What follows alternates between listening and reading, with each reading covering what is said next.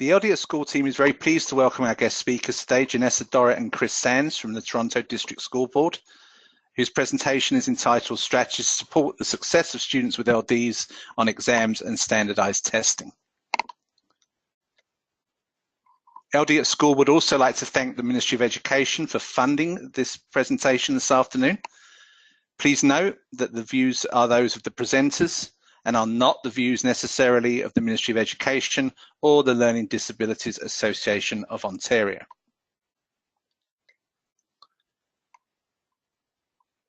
We will also be using social media during the event, so if you'd like to participate, you can send us a tweet or comment on Facebook under the posting that's been made of the webinar. On Twitter, we will be using the hashtag LDWebinar, and our ID on Twitter is @LD@School. So that's the housekeeping out of the way for this afternoon. Let's get started with the main event. It's my pleasure to introduce our speakers to you today, Janessa Dorrit and Chris Sands. Janessa has been the Department Head of Special Education at the Toronto Area High Schools for over 5 years. She's been teaching the Learning Strategies course for the past 10 and has dealt with students with a broad range of learning needs. She's presented several times at the Council for Exceptional Children annual conference, as well as our own LD at Schools Educators Institute. She taught the Special Education Advanced Qualification Part 1 for Brock University and enjoys working with educators in developing ways to provide methods and strategies for students with learning disabilities to show how smart they are. Her co-presenter this afternoon is Chris Sands. Chris is a teacher and the Assistant Curriculum Leader of Special Education at a high school in TDSB. He's taught in Nunavut and in priority neighbourhoods, intensive support programs around Toronto, and has worked with students who live with dual developmental and psychiatric diagnoses, learning and mild intellectual disabilities, autism, and students in custody and detention. Chris has a passion for supporting marginalised young people, and that's led him to volunteer or work for organisations like Pathways to Education, Holland Blueview Kids Rehabilitation Hospital, and he's actually a respite worker for 2 children with complex disabilities. It's my pleasure on behalf of all of us to welcome Janessa and Chris. And folks, the cyber floor is now officially yours. Hello everyone, and welcome to our webinar on supporting students with learning disabilities in writing tests and exams. My name is Chris. I'm the Special Education Department Head at a high school in the Toronto District School Board. Hi there, my name is Janessa Dorrit, and I am also Department Head at York Mills Collegiate. And I'm very excited to share some of our ideas today on how to support students at the secondary level with exams and with tests. While most of our experience has been in the secondary panel, the philosophy and strategies we're going to share today are certainly applicable to our friends in the elementary panel. We're going to start off right away today to get you thinking with a polling question. So if you could launch the poll now, please.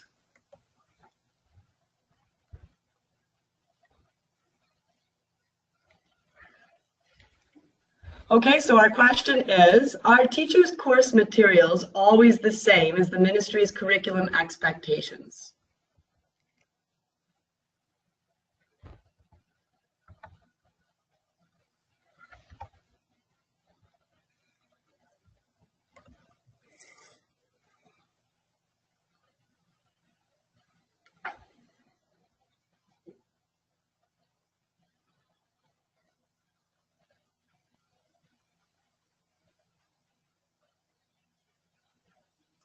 Okay, so if we could close the poll, please.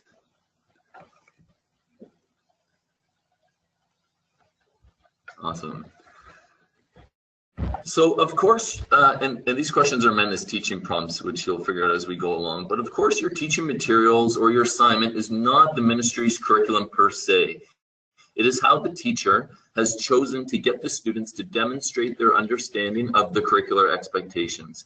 So it's important to acknowledge this difference because it guides the way we approach teaching students with learning disabilities and other exceptionalities. I just want to make sure the poll is closed. There we go. There's our next screen. So if we understand that it's curriculum and not the assignment or the test we typically use is what must be taught and assessed, then there are many ways to get at it, and then that leads us necessarily to accommodations. So, and accommodations are really just different ways of teaching stuff and assessing what the students know. So the work during the school year, tests, exams, can be designed in such a way that all students can be performing the same or similar tasks. And this is called universal design for learning, which I'm sure many educators are familiar with and is in the Ministry of Education's Learning for All document. So those tasks and strategies and accommodations are what we're going to spend a lot of our time talking about today. And if you look at these photos, you know, obviously most people or most everyone, regardless of your mobility abilities, are able to move up a ramp or through a sliding door. And so we have the same philosophy for teaching and assessment, so that if a teacher uses sentence starters in an exam, everyone will write a paragraph that starts with the phrase provided by the teacher. So the students who have trouble organizing their information will benefit from the sentence starter, and students who can organize their information just fine in their head will, at worst, not be affected. So therefore, we and the Ministry of Education say that these strategies are necessary for some and good for all. And we know it sounds sometimes like a bit of a cheesy line, but we really do believe in that philosophy, and it's something that's going to guides our work as educators, and it's going to guide our presentation today. So our aim is to provide you with some good teaching strategies to both help students throughout the school year, but also so that they can perform better on tests and exams. But it's also important to know that these strategies empower teachers to feel successful. So for example, if you take the example of a graphic organizer, this supports students with learning needs throughout the school year understand the course material, but then that can be used in the final exam as well, which structures the students' demonstration of their knowledge of that information that they learned. But furthermore, it gives teachers better access to understand how their teaching impacted the students and whether or not they did understand the curriculum. The strategies we're going to show you are common and they're easy to use, and they're often overlooked because we ask, well, does it really make a difference? And the answer is yes, it does. Student-focused strategies, they're really good to promote when you're in a leadership role in special education. I know that for both Chris and I, like, teachers look to us to find better ways to do something because they get stuck in their ways and feel frustrated with what's not working. So our agenda and our goals today are to, number one, give you strategies to support students in preparing for exams, have tools for teachers to use when they're building their exams or tests or assignments or any activities they do during the year. I know the title of our webinar is about tests and exams, but really I'm hoping that we share strategies today that will be effective for all students for the entire year, test, activity, whatever. And finally, to help students be ready to support students during the exam. And then of course, we'll leave time at the end for questions and answers. So we're going to cover these 4 topics for during the academic term: study and note-taking strategies, memory aids, self-advocacy, and growth mindset. Now we do have a handout that goes with this, the Possum handout, and it can be used as an ongoing reference for teaching children our students how to study. And it not only gives some structure, but it also provides various strategies and examples of graphic organizers. So please refer to the handout in the go-to webinar panel, and it was also emailed to those people who were registered. So to prepare students during the school year, one method of taking notes is to set up your page or the student's page in a way that helps them to organize the subtopics or the big ideas and the information that they hear from the teacher, that they discover through an inquiry project, that they read from the textbook. I learned this, actually learned this method when I was in grade 10, and I've used it ever since, including in meetings today. I immediately sit down and set up my page by dividing the page, 1/3 of the page on the left and the remaining 2/3 here on the right. So on the left is our keywords, names of processes, big ideas, subtopics, and on the right go details and smaller pieces of information. So this is good for our students with learning disabilities and other exceptionalities, and all students, because it helps them to sort and organize their information so that it's less overwhelming than just pages of pure text. The students can retrieve the information a lot easier by looking for the subtopics.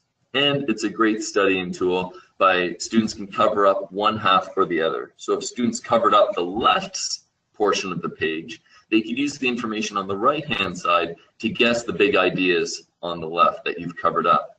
Or conversely, the students cover up the information on the right-hand side and use the big ideas on the left to identify what information they've covered up on the right. This is called the Cornell method, and I found it effective for myself as a professional and for my students. So we have another polling question. Do post-secondary institutions allow students to use memory aids? Can we launch the poll, please?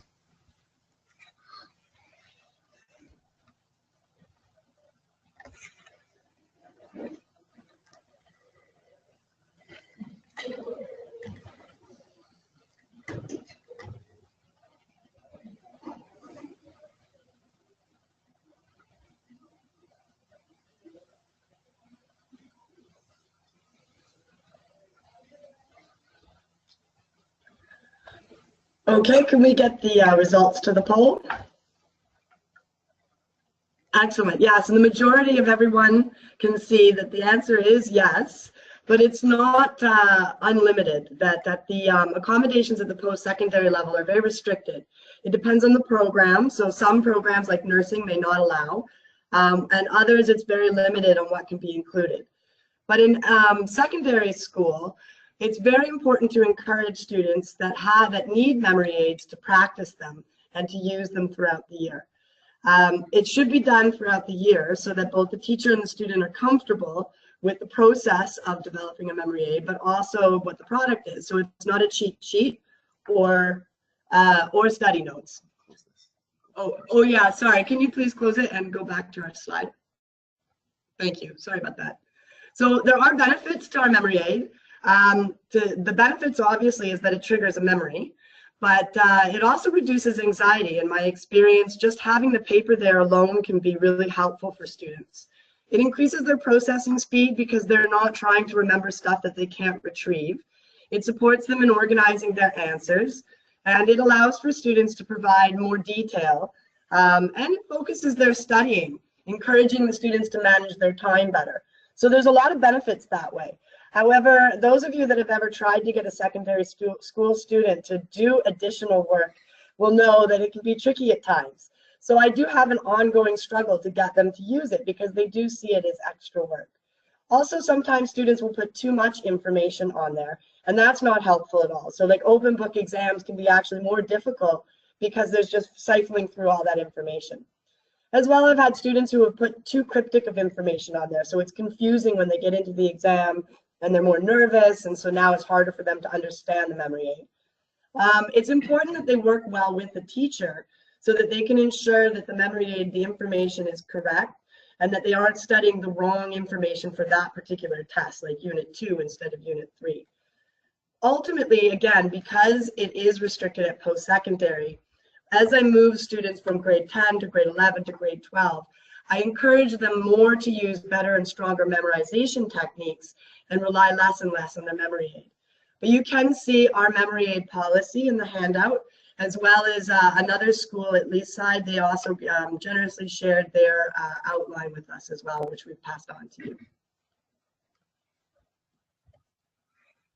I was at the University of Toronto a couple of weeks ago, learning about how they support their students in their transition from high school into post-secondary.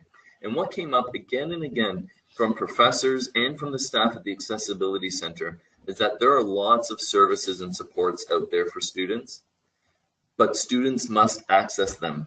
The students must access the supports, not the parents, not the teachers, not me and Ms. Dwart. The responsibility shifts to the student. So therefore, self-advocacy is a must for students, especially students with learning disabilities or autism and other exceptionalities. A self-advocacy is a must, not a nice to have. So to receive accommodations in the post-secondary level, students need to be able to explain why they had extra time in high school, why they need somebody to take notes for them, why they use a laptop. And the reason can't be, oh, I don't know, my teacher did a lot of paperwork and then we got a laptop cart, so I had to use one, right? They need to understand what it is about them as a learner that requires the use of a laptop or whatever the accommodation may be. And so self-advocacy training, like any good pedagogy, is deliberately planned and responsive to teachable moments as they come up on the fly. So it's important to have lessons designed specifically for building self-advocacy. It's important for us to respond to students in those teachable moments when they come to us and say, I went to find the teacher, but they weren't there. Okay, so that's a life skill, that happens. So are you going to follow up again? Are you going to book an appointment with the teacher? How are you going to initiate contact with them? So the students must learn how to be self-advocates, and it's on us as staff and the students to build those skills. One of the ways we do that is by creating an IEP brochure. And people who are familiar with the Learning Disability Association of Ontario are probably also familiar with the IEP brochure. I certainly didn't create it. I learned about it through this organization. We also use something from the York Region School Board called the waterfall chart that lists, that really goes in depth into explaining different learning disabilities and the different issues that you see with different strengths and needs. So we created an IEP brochure, the goal of which is to amplify student voice for the students to be able to clarify their own strengths, their needs, their interests, their goals. And what we found is that it really creates a culture and a space where talking about your strengths and your needs and your goals and the fact that you have an IEP is normal and welcomed in the classroom and in the school.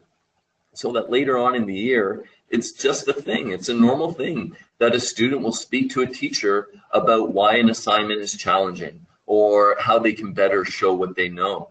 And again, this is something I hope we touch on a few times in our presentation. An IEP in special education, we're not in the business of making excuses or trying to get out of work, but all we're doing is trying to better reveal the skills of the students. So this is an example, a couple examples of an IEP brochure that some of my students built. Again, identifying the students' strengths and what they can do is as important as anything that goes on this brochure. So you'll see in the columns, things that I'm good at, how I can help myself, how others can help me. So the student is already beginning to take responsibility and also understanding, okay, if this is something I have an issue with, what are we going to do about it? And again, the role of special education or an IEP is not to band-aid over or paper over issues, but to support the student in using their strengths to build upon their needs. It's not you know, pages upon pages of here's all the things I'm bad at. It's saying, you know what, I do have, you know, these issues with memory or organizing my thoughts, but here's what I can do to improve my achievement. And as a teacher, here's what you can do as a teacher that's going to help me out in the class. So if a student has trouble organizing their thoughts, they can take the initiative to bring their laptop to class, or the teacher could do a lesson leading into a test where the students can create a memory aid. So again, it's creating that culture and that space where everyone becomes comfortable and competent with talking about disabilities and differences.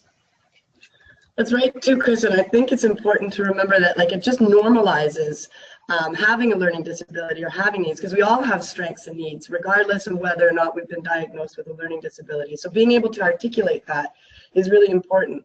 So in my school, we do something slightly differently. We have a self-advocacy card assignment, which was a project designed by Julia Osborne with the York District Board. And I borrowed and sort of tweaked it a bit because hers was geared more towards middle school. And for me, it's a multi-step process that we do during our Learning Strategies course. Step one, we discuss what self-advocacy is, as Chris was saying. Why is it important? And for me, it's really a key that it's not just asking for help, because I don't like that idea of it being sort of a weakness, right? In all people need feedback and support in life, and that's part of an empowering process. So going up to the teacher and asking for feedback, and then, okay, now I've got my feedback, what supports do I have and what supports do I need, is really empowering. So that discussion happens first.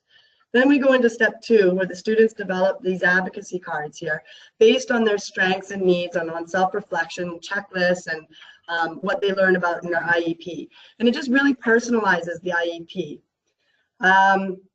The third step is I require the students to make appointments with their teachers, and they can't just show up. And that's important because that's part of that transition piece to post-secondary where things are more structured. So the students need to actually go and book an appointment before they talk to the teachers about their advocacy cards. Then we role play in class and we practice using iMessage assignments. So rather than, you never provide me with extra time, we reword it to I need this support because. So it becomes more of a positive statement, more empowering again.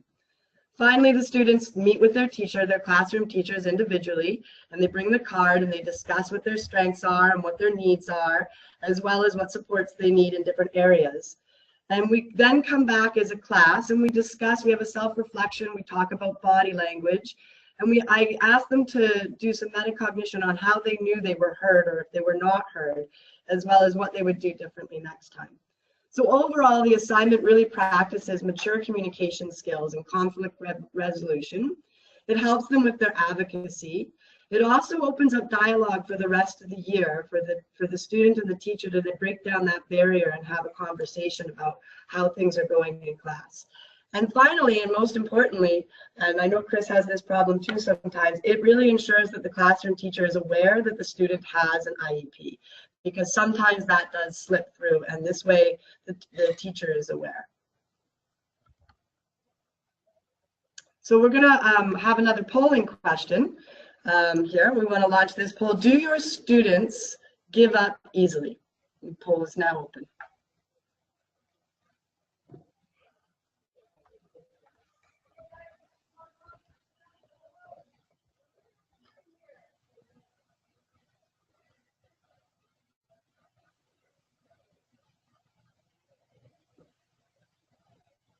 Okay, can we close that poll and switch back to, let's see the results. Yeah. Okay, thank you. So a majority of people, vast majority of people say their students do give up easily. So can we switch back to our screen, please? Thank you.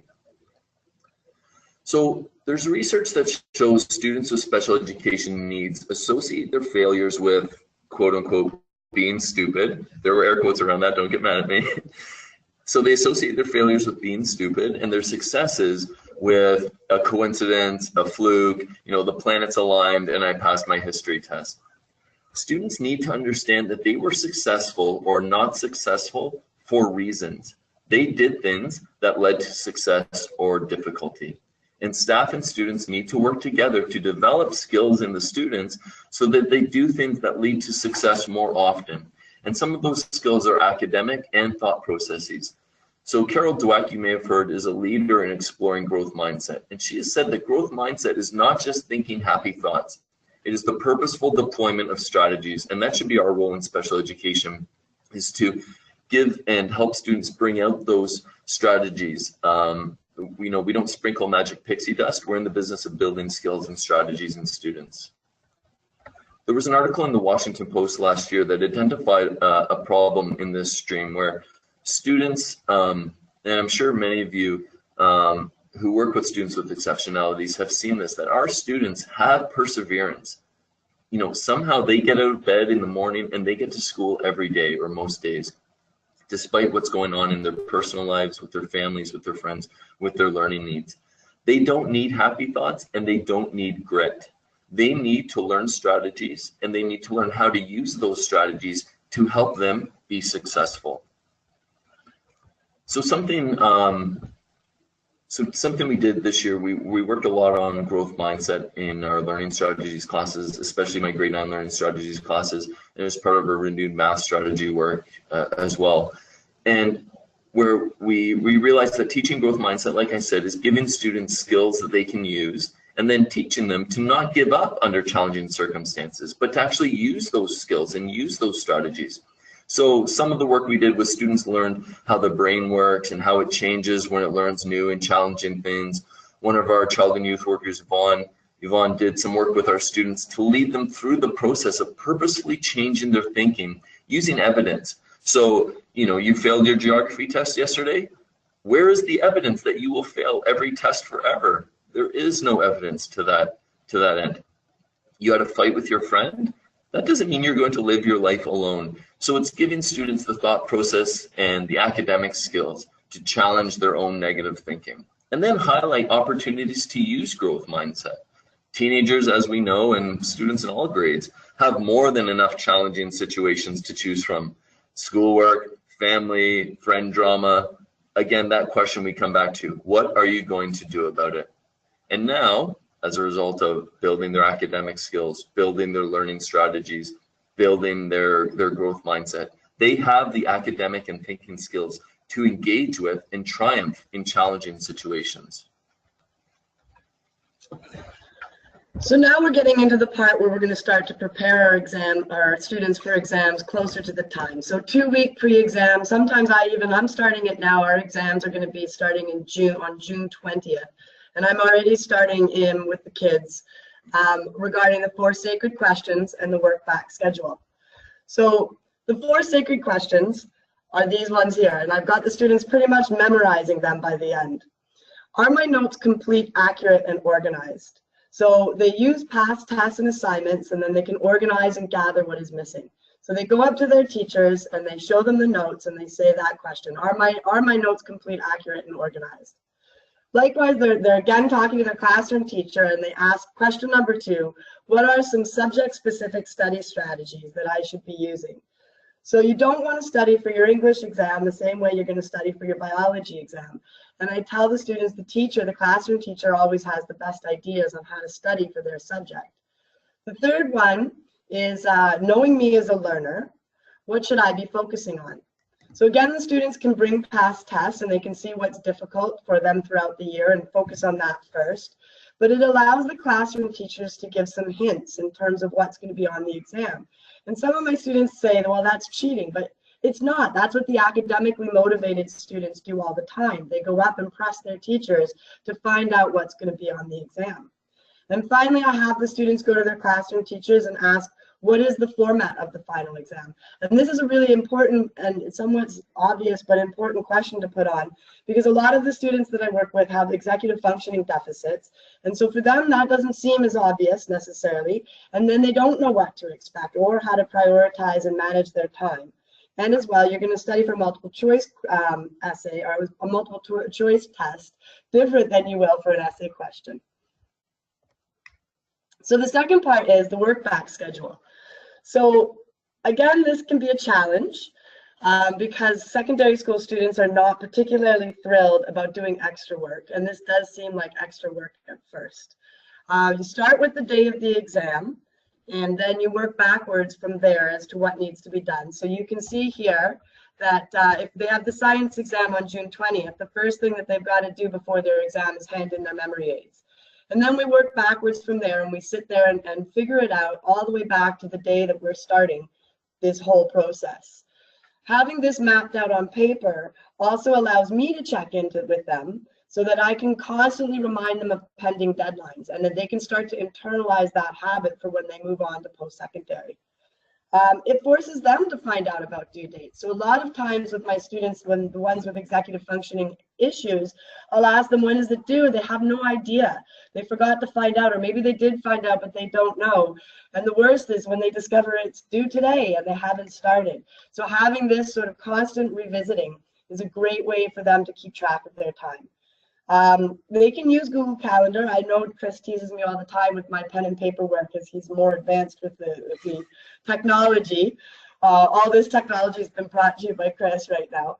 So there's other apps as well that my students are telling me about that helps them to manage their time. So there's some students I say, okay, take out your phone. Let's put this in the phone, right? And then this is also grounding for them when they go in and talk to their classroom teachers now that they've broke down that barrier.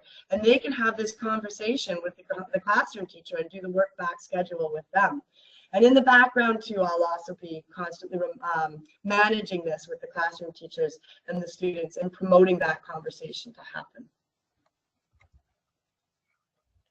Now we're going to talk about what you can do as a classroom teacher or as a leader, what you can do to encourage your colleagues, what you can encourage them to do when they're creating the actual questions on a test, an exam, or again, just average activities throughout the year.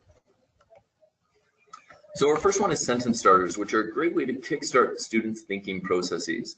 Sentence starters help to reveal what students know by breaking down some of those barriers that mess up all that information that's in their head and that they can't get down onto the paper in a coherent sentence. So the reason I included these not great quality screenshots is to show you, one, an example of sentence starters, which I'm going to zoom in on in a minute, but also how you can collaborate with colleagues to facilitate more people implementing different strategies. And again, you can do this even if you don't have the word leader in your title. You're watching this webinar, you're probably looked at as somewhat of a leader in teaching or in special education. So don't be afraid to work with your colleagues on trying some new things. So you can see here that a colleague of mine put their grade 9 geography exam on Google Docs, shared it with me, and then I was able to highlight portions of the exam and add comments, and I focused on sentence starters. So you can see them zoomed in. These are some of the sentence starters I recommended. So you can see the maritime climate creates fog because people usually move to another province because. So it's important for everybody to realize, people who want teachers to do everything and teachers who are more resistant, that accommodations are not dumbing things down. We're not babying the students. If students don't know the factors that affect immigration or anything about maritime or continental climates, they will not be able to answer this question. Sentence starters are not giving away the answer. And accommodations or different teaching strategies in general are not giving away the answer. It's removing barriers. It's supporting students to be able to show what they know. So the second one is graphic organizers, and I'm a huge fan. The benefits of graphic organizers are huge. It helps students to get their knowledge out. So in the event of an exam, they're able to organize themselves. It reduces the cognitive strain as they are doing their exam. So for a lot of students and for a lot of people, being able to think while doing something else in a stressful situation is really difficult. So having all of the points put out outside of them then allows their brain to be free to compose language. And this process is very challenging for any student with working memory deficits, executive functioning deficits, any kind of language processing, and then also just fine motor skills too, if it's just physically difficult for them to get it out. It gives also a structure to their information. And so there's some debate as to how to incorporate this into the exam. And I've discussed with teachers about why not embed it in the exam for everyone, for marks. So in an English exam, you embed the graphic organizer in the exam, they fill it out, and they get marks for it. This builds skills for post-secondary because although they're unlikely going to receive that kind of accommodation at post-secondary, they will have the independent learning skills to use them. So I know for me, for example, I hated doing graphic organizers in high school. When I got to university, I was so excited to be done with it and never have to do another one again. But of course, I immediately picked it up again because I couldn't structure myself without it. I really needed to have that external structure. Which brings up the challenges of graphic organizers. Again, students complain because it appears like extra work. So that's where having it embedded in for everyone doesn't stigmatize the students who need it, and it gives the marks reward for doing it in the first place. So I do have teachers concerned about this embedding the graphic organizer in their exams because, one, they worry that it's going to do the higher order thinking for the students. That was one of the feedbacks I got. If they say a Venn diagram to compare and contrast, then are they not showing them that that's what needs to be done?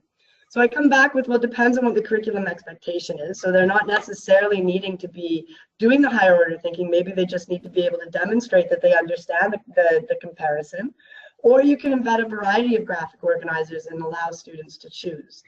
And teachers complain, of course, because it does appear like extra work. So it's important to remind them that in the end, they will get a better quality product from their students, and they can have a better assessment as to whether or not the students have really understood what they've taught. So here's a great graphic. It's an example of a graphic organizer within a graphic organizer. So of course we have the table here, which is a great way again to organize information so it's more accessible for students. But also we see an E-chart. It's a great way to sort smaller ideas or smaller things within the bigger idea or the bigger thing. And then a mind map or concept map, which I noticed, especially this year, my students love creating mind maps. And some students who really struggle with writing were just able to blast out an incredible amount of information using a mind map. So instead of a paragraph explaining why cells are important, if you can read that, it says cells do many things. So instead of, and this I hope answers some of the questions and problems that Janessa raised in the previous slide, instead of writing a paragraph explaining why cells are important, students could complete a concept map. All of the information still needs to come out, but we're moving past some of the barriers that students with learning disabilities and other exceptionalities may face with organization and writing. So you might provide this concept map, but with the bubbles blank, so students need to fill them in.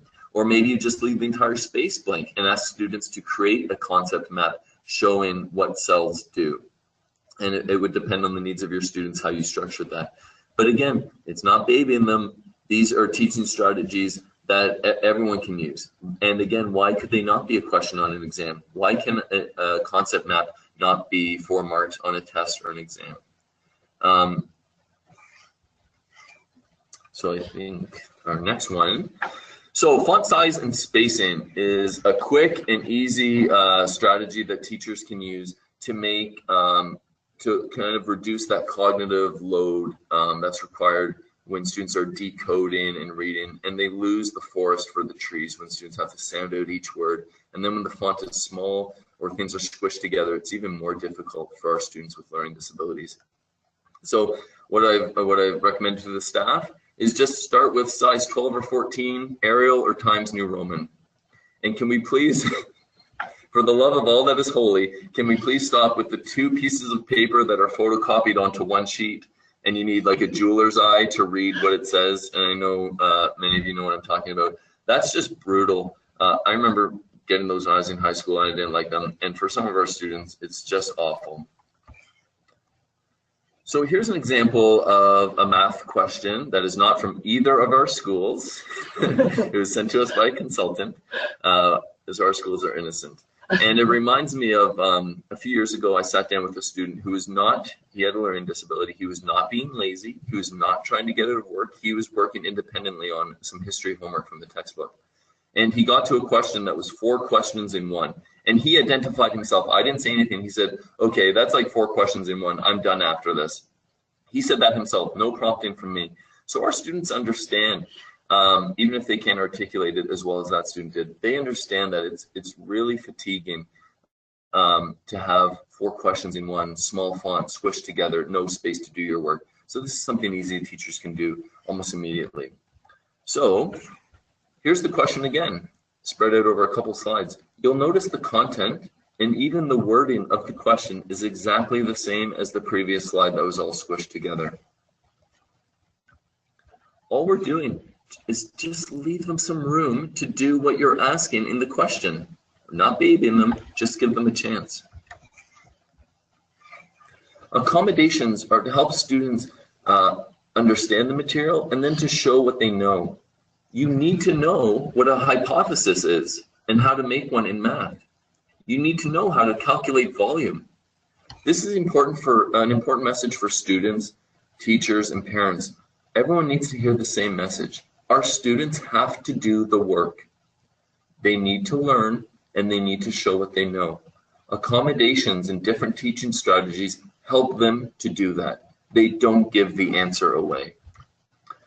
This is another quick example from a math teacher who is at my school, and I'm proud to say that because this is an amazing response to a presentation I did in a staff meeting where I talked about font size, and the teacher adapted his test almost immediately. This is a grade 9 test. Again, just quick and easy things. A graphic organizer that helps students sort their information. A simple layout, spaced out, 1 line for 1 answer. A cue over here of what the format of their answer should be, 1 question at a time, but again, not giving answers away. Theoretical probability, they need to know what that is to be successful. So now we've got our exams designed, and we're ready to fire off the exams, and so now it's the resource teacher's role and the classroom teacher's role to support students during the exam. So there's 4 areas we want to look at. Focus and attention, so what to look for, and what to do if you see that a student is lost focus and attention. Also time management, so how much time is too much. There's also a lot of anxiety management. And then finally, assistive technology, which can have both pros and cons. Sorry, just switching slides here. Does it freeze? There we go. Focus and attention. So it's easy to see students with ADHD and executive functioning difficulties, what to look for if you know your students, right? So that's the key, is to know your students. You're going to know the triggers that are going to distract them. Is it going to be too much silence? I have a lot of students whose brains flip to daydream mode when it's too quiet. If there's noise that's going on, the humming of something, then that also can be quite distracting. So what does daydream mode look like for your students? And so being aware of who they are is really important. Then giving sensitive statements. So I like to take my students that I see have lost focus, and I ask them if they need to go for a walk. But I'm sensitive about it because I don't want them in this moment of anxiety to be singled out. So I usually say something like, I need a walk, or I'm bored, I need to get out of here. Do you want to come with me?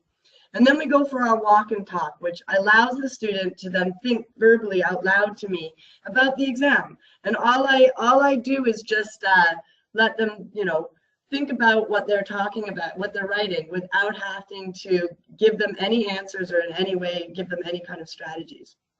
And I want to ask Janessa a question here, which is, how do you respond to some teachers who may be concerned if they see you walking in the hall with a student who they know is writing their exam at that time? Or have they expressed concern, and how would you respond to a teacher who's concerned seeing you walk and talk with a student who's supposed to be writing their exam?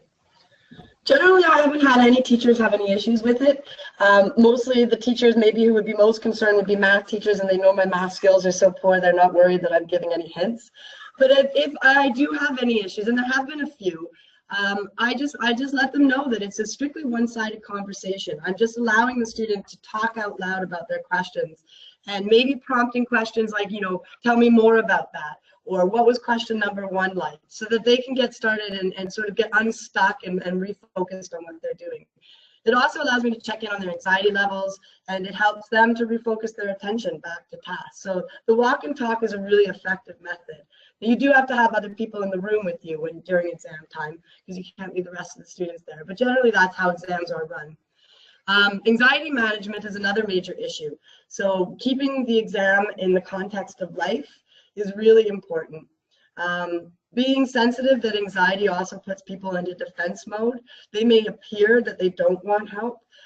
They may get really locked into, I'm going to fail this exam. And so again, that's where the walk and talk can really save a kid at the end, right?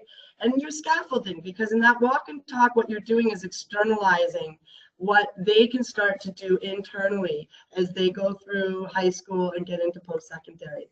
So I do 4 things. 1, I reframe. So I tell them they have strategies. I'm going to fail this exam. No, you've got strategies, use them. Remind them of all the work that they've done to prepare. And then get them to try to say things like, I'm going to pass this exam, and just get into that mindset. Ask them, did you attend class? Then you were there for when the information was conveyed. You did most of the homework. You studied. The second one I do is to accept the negative. Okay, so what? You're going to fail this exam. This is particularly if they tell me, no, they didn't attend classes and they didn't do any of the homework. All right, so you're going to fail this exam. What's going to happen tomorrow? Does that mean the world is going to come to a crashing end? No. Maybe failing the exam is the lesson that you really needed to learn here. Maybe next time you can use better study strategies. And unless you had this experience, you never would have learned that, right? The third thing is, it's the just life speech. Failing is part of success. If you're going to fail this exam, then that's part of what life is. You'll never know what success feels like unless you ever fail. So that's, I'm grasping for straws with them, but that's the just for life speech, and sometimes that can settle them down. And then finally I use, and you'll see number 4, Chris loves this one, the Schrodinger's cat speech.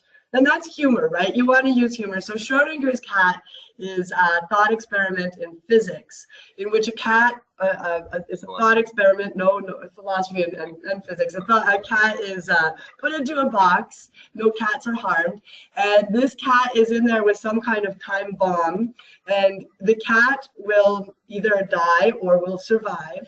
But the point of it is that you can't, and you won't ever know if the cat's lived or died until you've lifted the lid of the box. So the cat is in a state of being neither dead nor alive. So we go through this Schrodinger's cat thought experiment. And I link it back to the exam in that you don't know that you're going to pass or fail this exam until you get the exam back, right? So a little bit of humor, and then later on in the hall, you know, if I see them, I say, so did the cat die or is the cat alive? And we've got this inside joke, which is kind of fun. The SPCA can contact Janessa at janessa.moore. Yes, exactly, yeah. So the next one is time management skills. So helping the students with the time management is really important, and you've got to keep track of them. Again, this comes back to knowing your students, right? Teaching them to do the easy questions first, keeping track of them to make sure that they haven't lost that internal sense of time, because that's a common deficit among students with LDs. I ask the teachers to write down next to the question, how long should this question take? Sometimes students bring in personal timers to help them monitor, and that's what I've got going on over here. There's cell phones that they can put onto airplane mode that have countdown timers. I also keep my eye out on those students, particularly the ones that I know do tend to go off track, and make sure that they're not on one question for a long time.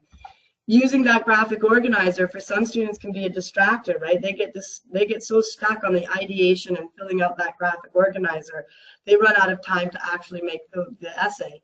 So prompting them back to, okay, now it's time, you got to start writing it, make sure it's just brief and point form in that graphic organizer. So that's part of the monitoring that I do going on in the class.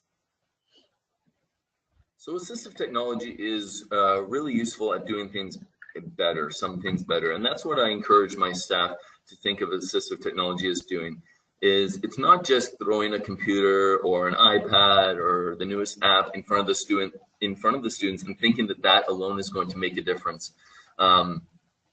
We say, I think our director in the TDSB said that we should be leading with pedagogy, right? So it's technology is used to make pedagogy and teaching better. It alone cannot teach students. So think about, one, what good teaching strategies you and your colleagues can use, and two, how can assistive technology make them better? So some of the pros of assistive technology are it minimizes the barrier of getting thoughts from the student's brain to the pencil. It enhances legibility for teachers assessing the work, and things like speech to text. I'm sure we're familiar with the more expensive software that's out there to help students with speech to text and text to speech. Check out Google Voice, right under the Tools button in the Google Doc, a free and accurate way for students to speak what they know and for it to be transcribed. Some of the cons are, of course, reliability of technology. That was probably my number one source of anxiety going into this webinar, is what is going to go wrong with the technology. We're not there yet. Let's hope we make it. You know, they say if you're running a marathon, you shouldn't try a new breakfast on the day of the race, and I think the same holds true for assistive technology. 8:30 a.m. before a 9 a.m. exam is not the time to check out Google Voice typing or to plop a laptop down in front of a student and say, hey, I heard about this at a webinar I watched. Make sure that the student has used the technology throughout the school year so that they're comfortable with using it. You might want to use a school computer so that the student can't save a secret document to their own personal laptop, and the use of Google Docs you're able to see the revision history in the Google document, which is really handy. I have a friend, Amy, who teaches grade 12 University English, and if you're familiar with Google Classroom, you'll know that you can share an assignment, and then it creates a new and different copy for each student who accesses it. So she shares a blank Google document on Google Classroom. So it creates a new document for each student, and then she can see the revision history of each student's assignment. So it's pretty amazing when you can see the student wrote one line at 2:30, 2 lines at 2:40, another line at 2:47, and then 3 paragraphs at 1:21 in the morning. So that's just a good thing to use throughout the school year, and also for during exams. If you're worried about students copying and pasting from the internet, just click the revision history, which is up near the top of a Google Doc. This is 2 of our students working on our Chromebooks, and one of them is using Google Voice typing a couple weeks ago. And I was walking by, and one of them saw that I was probably going to say something, and they said, "I can't talk right now, sir. I'm actually working." So I think the point of assistive technology is, when used properly, combined with good pedagogy, you engage students that sometimes are not always engaged. And you need to teach them with good pedagogy, like I mentioned. You need to teach them how to use the technology. I think sometimes we get caught thinking that students are just natural wonders with technology. I don't know that's always true, and so it's important that we teach our students how to use technology properly.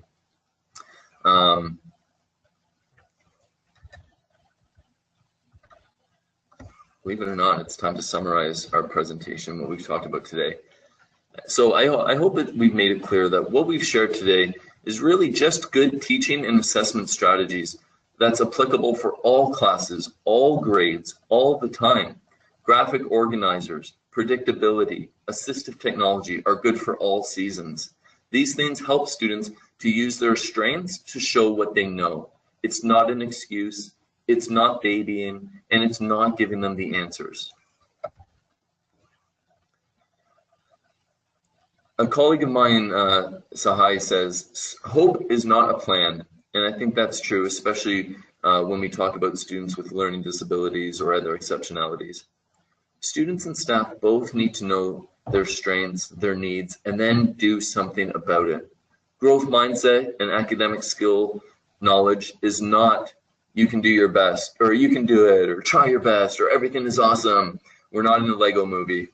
Rather, it's, "I know you have strategies to manage your time. I know you have strategies to write a paragraph, strategies to draw the process of cell division, strategies to manage your anxiety. I know you have these strategies. Now do them." And finally, teamwork makes the dream work. Rome. Jeez, that's my cat comment. Teamwork does make the dream work. Okay. Listen to your students, listen to your colleagues. What do they tell you they need to improve? What do the students think they need to improve? What do your colleagues want to learn more about? Let that drive the learning and the sharing that you do as a leader in education and leaders in special education. So that's the end, and we wanted to thank you very much for joining us. That this was, I think, for both Chris and I, a really important process to solidify what we do and why we do it. And it was really fun to share it in this format. If you have any questions, I think we're going to now turn the floor over for Lawrence to take control for the Q&A. That's great.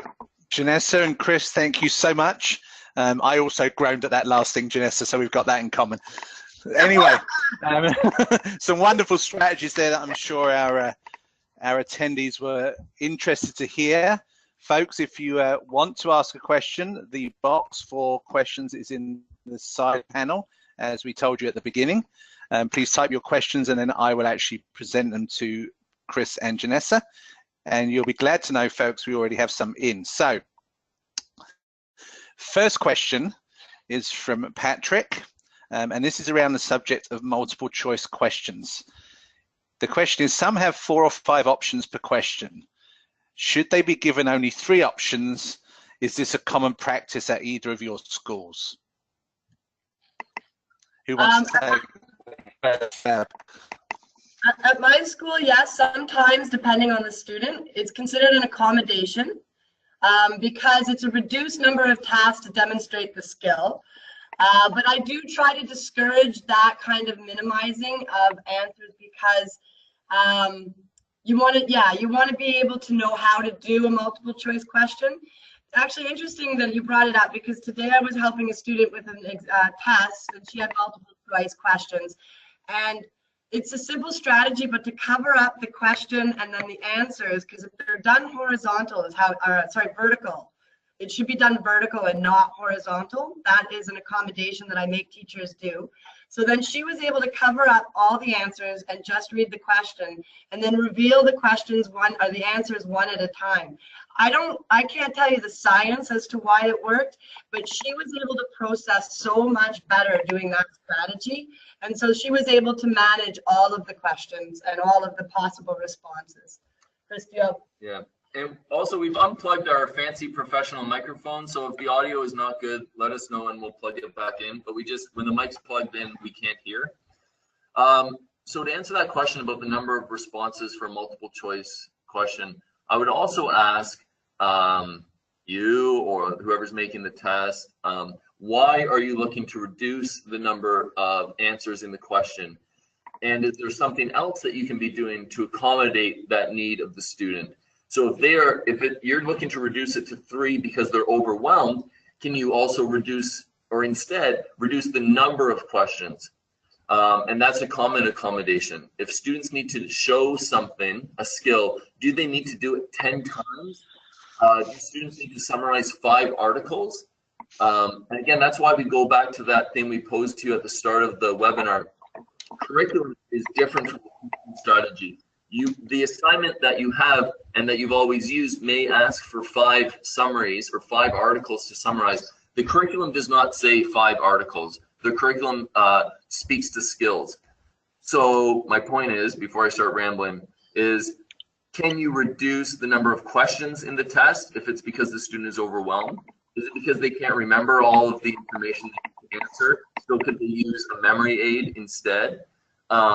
And if we're looking at other assignments like that are common, especially in some of the humanities like history and geography and English, which is the strand I'm from, do the students have to summarize 5 articles? Can they summarize 3 or 2 articles instead? And they can still demonstrate the skills of the curriculum, and we're removing the barrier of the processing speed or the writing skills or organization skills. So look to other accommodations too. Okay, great. Next question is from Irene. The walk and talk strategy. Her question is, can that be used during EQAO testing?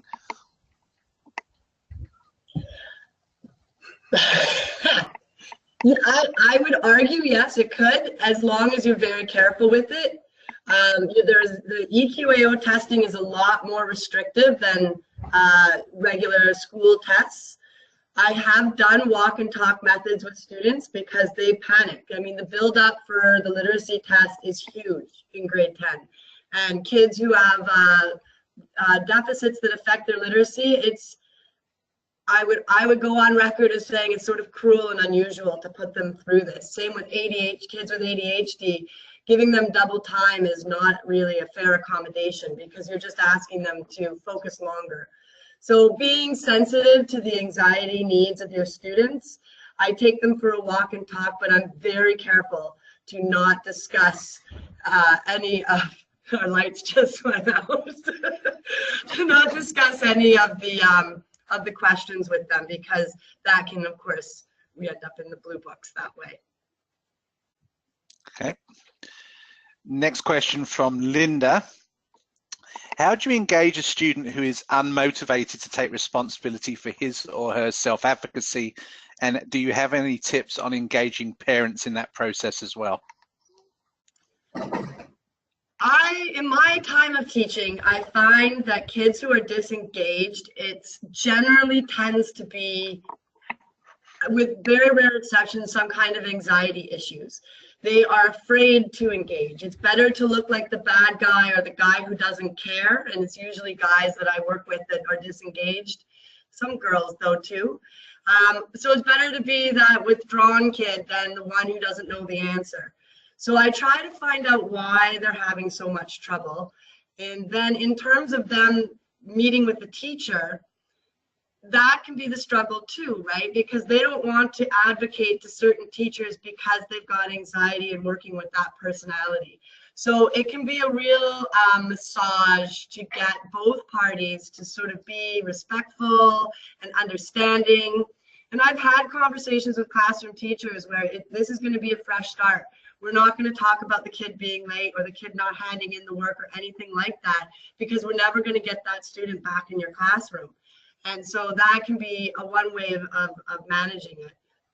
Chris, if you want to. No. Did you want to repeat the question? Sorry, can I jump back to the EQAO question just for a second? The walk and talk? Absolutely. Go ahead, Chris, whatever you like. Thank you. Now that we have the lights back on. Yeah.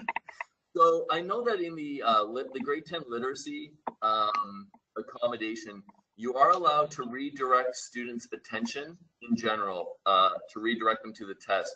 You are not allowed to prompt them about something. So you can't say, oh, are you sure you finished that answer? You cannot do that, but you are allowed to prompt, like redirect their focus as an accommodation. So maybe you could make that argument that the walk and talk is redirecting their general focus. But yeah, just be careful you're not talking about the specifics of the test. And what Janessa said about students with ADHD and extra time, it is true. There's also research that shows students with ADHD, extra time may actually be detrimental to their achievement, right? So it really does depend on, you know, the assessment the student has, knowing your student and what they need. But don't default to extra time necessarily, especially for students with ADHD. It may actually be detrimental. But again, work with the student and work with any psychological professionals and move beyond extra time.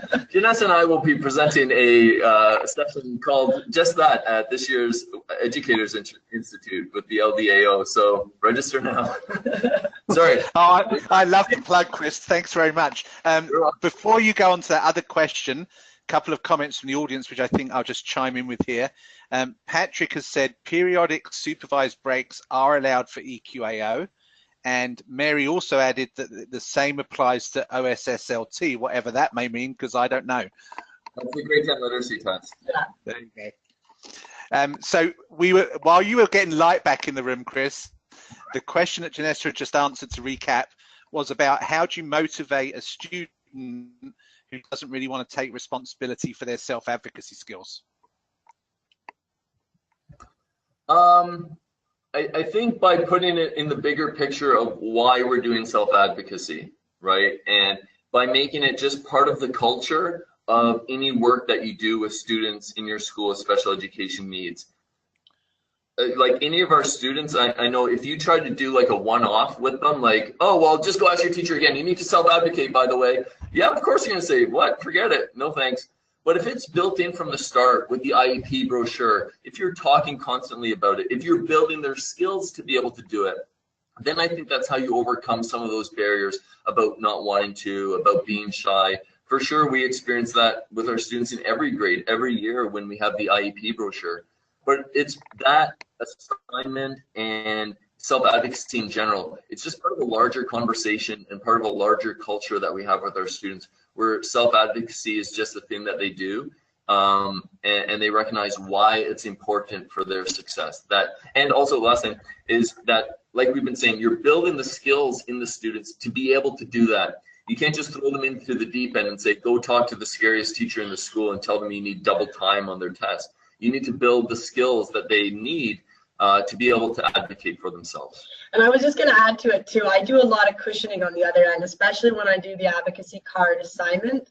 Because it's an assignment, I talk to their teachers too, and I say, listen, this kid's really nervous about coming to talk to you. Tell them a little something personal about you. Make yourself more human to them. I give the teachers tips as well on how to help with the anxiety of a kid. Or I say, you know, he seems like a real prickly pear, but he's actually really scared to talk to you. Or vice versa to the student. That teacher seems like a real prickly pear, but he's actually, you know, an M&M, crusty on the outside, but sweet in the middle. Oh, well, thanks for that analogy.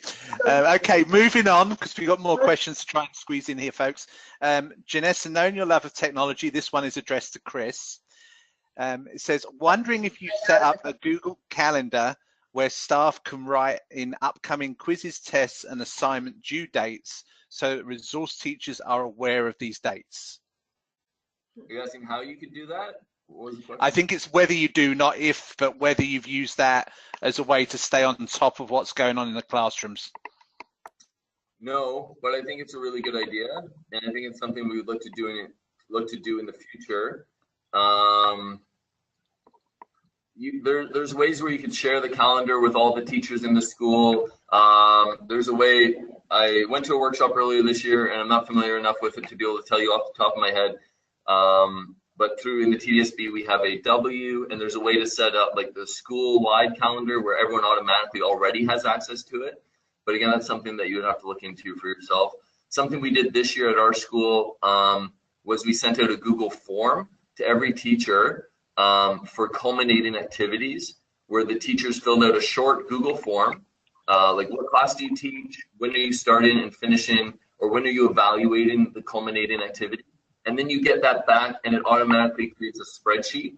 So it's not a calendar, but it's a spreadsheet that you can sort in lots of different ways. You could sort it by date, you could sort it by grade.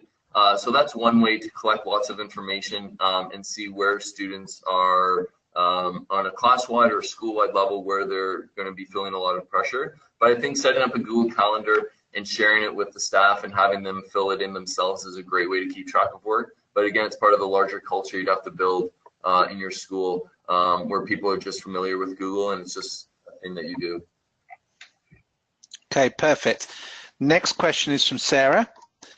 She asks, how much support do you give students in creation of their memory aids, and do you have any tips about that process?